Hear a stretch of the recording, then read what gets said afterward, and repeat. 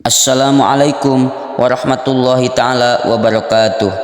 Hamdan wa syukran lillah, amma ba'du. Sahabat billah yang dirahmati Allah subhanahu wa ta'ala, semoga senantiasa kita selalu ada dalam lindungan Allah subhanahu wa ta'ala dan dimudahkan segala urusannya oleh Allah subhanahu wa ta'ala. Amin ya Allah ya rabbal alamin. Sahabat billah yang dirahmati Allah subhanahu wa ta'ala, ada umat yang mendapatkan syafaat Nabi Muhammad SAW di akhirat kelak. Syafaat yang merupakan bantuan permohonan maaf tersebut akan diberikan pada 7 golongan. Syafaat adalah perantara yang dilakukan untuk memperoleh permohonan maaf dari Allah Subhanahu wa ta'ala. Syafaat sendiri akan diberikan Allah Subhanahu wa ta'ala kepada setiap manusia yang senantiasa mengikuti tuntunan Nabi Sallallahu Alaihi Wasallam selama hidupnya. Umat yang mendapatkan syafaat Nabi Muhammad Sallallahu Alaihi Wasallam yang pertama adalah pemimpin yang adil. Golongan umat yang mendapatkan syafaat Nabi Muhammad Sallallahu Alaihi Wasallam adalah seorang pemimpin yang berperilaku adil. Adapun maksud pemimpin adalah mampu memimpin dirinya sendiri. Kemudian nantinya setiap pemimpin akan ditanya tentang pertanggungjawaban atas apa yang dipimpinnya. 2. Pemuda yang banyak beribadah kepada Allah.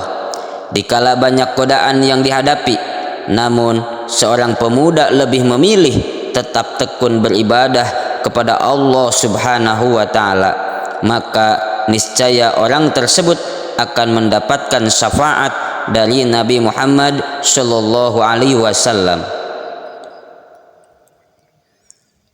Yang ketiga, seseorang yang selalu terikat hatinya dengan masjid. Cara mendapatkan syafaat Nabi Muhammad dengan senantiasa memakmurkan masjid. Sebagai muslim harus erat hubungannya dengan masjid. Maka dari itu orang yang selalu erat dengan masjid akan menjadi orang-orang pilihan oleh Allah Subhanahu wa ta'ala di hari kiamat kelak. Yang keempat, 2 orang atau lebih yang saling menyayangi karena Allah.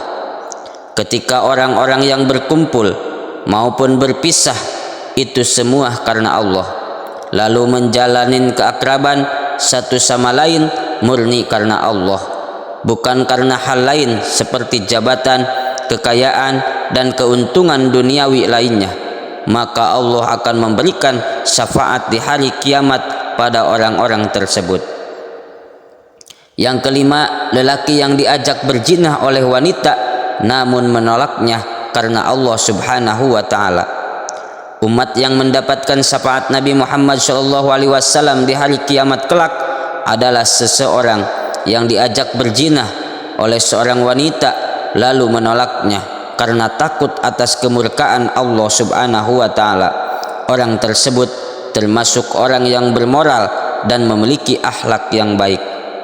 Yang keenam, mereka yang bersedekah secara sembunyi-sembunyi.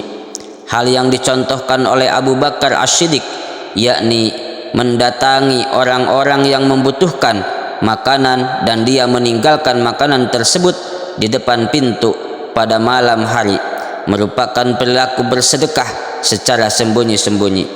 Umat muslim bisa mencontoh hal tersebut agar ketika bersedekah memiliki hati yang ikhlas.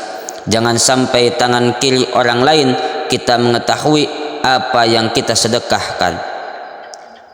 Orang yang seperti itu kelak akan mendapatkan syafaat dari Allah Subhanahu wa ta'ala. Yang ketujuh, seseorang yang mengingat Allah Subhanahu wa ta'ala dalam kesendirian lalu mengalir air matanya.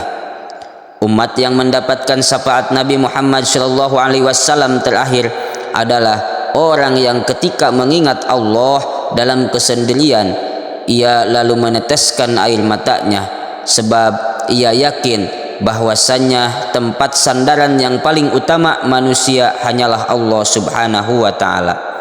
Sahabat pillah yang dirahmati Allah Subhanahu wa taala, itulah golongan umat yang mendapat syafaat Nabi Muhammad sallallahu alaihi wasallam.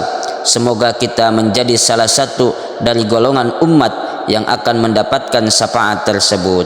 Semoga bermanfaat. Wallahu a'lam bissawab.